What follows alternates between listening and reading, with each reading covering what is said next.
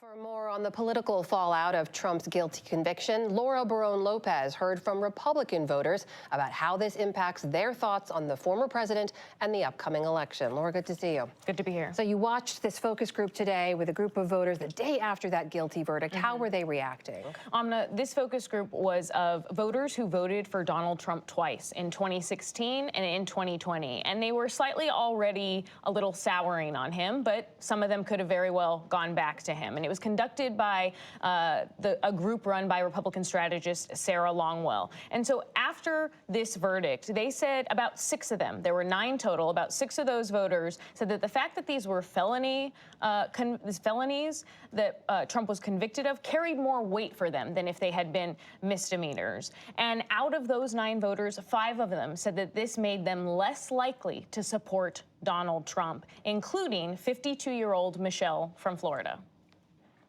I'm tired of the lies. I'm tired of the nonsense. And I believed the testimony. And that is why I am happy that the jury found him guilty. And I think also now that he is a convicted felon, he's completely unfit. He can't pass a basic security clearance at this point. I'm not sure if he can vote in Florida. He may not be allowed to go to different countries as a felon. This is not appropriate. Knock it off, Republicans. Find somebody else. And Michelle, that voter, Amna, Michelle, she had voted for Republicans her entire life, voted for Trump twice. But this verdict carried a lot of weight with her. It carried a lot of weight with a number of the other voters who also, some of them raised January 6th as something, the insurrection is something that had started to convince them that they maybe couldn't vote for Trump again. So Michelle from Florida, less likely to vote for him as a result of the verdict. Was anyone pushed further towards Mr. Trump as a result of the verdict? 1 out of the 9 voters in this focus group said that this verdict made him more likely to support Donald Trump, and that's Mark, 54, from from Georgia, and he called it a sham trial. It's a double standard. It was a politicized prosecution. It was the elevation of what are misdemeanors into felonies just for political purposes. And the voters were also asked whether or not this verdict made them trust the justice system more, trust the justice system left, or it didn't change their mind. And 3 of them said that it made them trust the justice system more. Most said it didn't change how they viewed the system. Mark, who we just heard from in Georgia, said that it made him not trust the justice system as much. But as for whether or not they thought that Donald Trump should go to jail, Valerie, 64, also from Georgia, had a very strong response to that. He should serve jail time. The crime, pay the penalty for the crime. We all know what's going to happen. They're going to negotiate and renegotiate, and I mean, he's not going to serve any time, but he'll get more time on television right here at election time.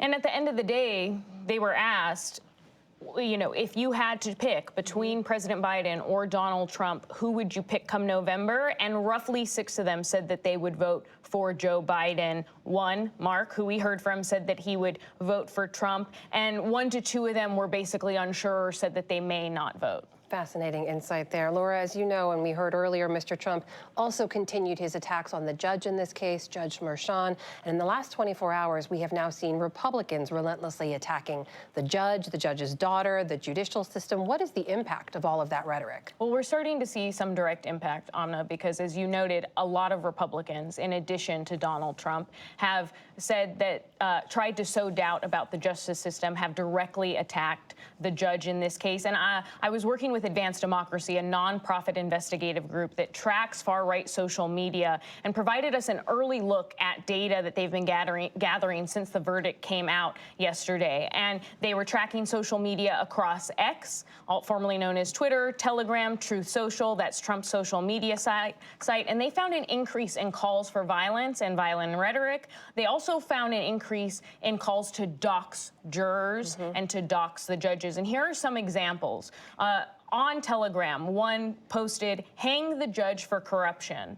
On a site called Patriots Win, another follower said, "Someone in New York with nothing to lose needs to take care of Judge Merchan. Hopefully he gets met with illegals and a machete." And then another one posted, "We need the judge's address along with his daughters, and we will be peacefully protesting, but ultimately the gloves are off, and do your duty." Now, posting these on Telegram, Amna, that is a website that is also used by Proud Boys. The Proud Boys were at January 6th. So overall, there has been an increase in calls for violence, an increase in calls for doxing, and potentially it appears that one user may have actually doxed a juror, but they're still trying to verify whether or not it's that juror's address. Laura Barone Lopez, great reporting as always. Thank you so much. Thank you.